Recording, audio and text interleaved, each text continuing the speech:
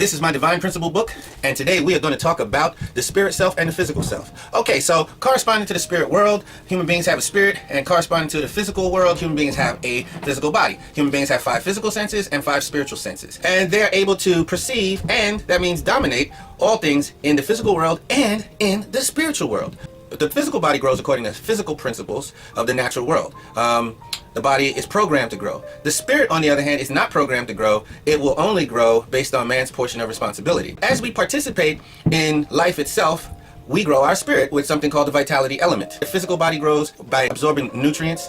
We have 2 types of nutrients. We have nutrients that we get for free, like sunlight and air. Then we have nutrients that we have to work for, like food, right, and warmth. The spirit has 2 types of nourishment that it needs as well. The free elements that we get are God's love. It's everywhere. There is ambient love in the creation to be perceived if we have eyes to see it.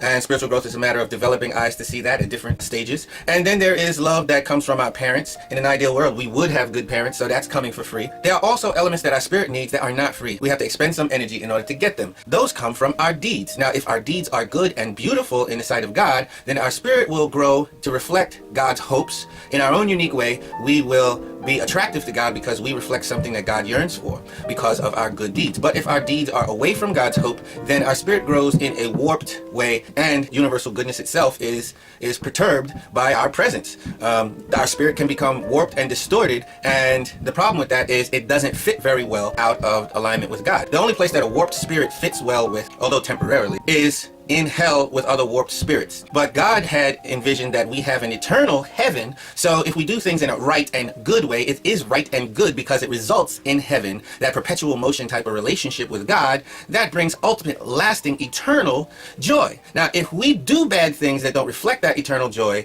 we move away from heaven, and if we do good things that promote and lead towards that eternal heaven, we can participate in it eternally. The divine principle predicts that human beings do not go to heaven or hell based on somebody else's judgment. They go to heaven or hell based on their own record of behavior.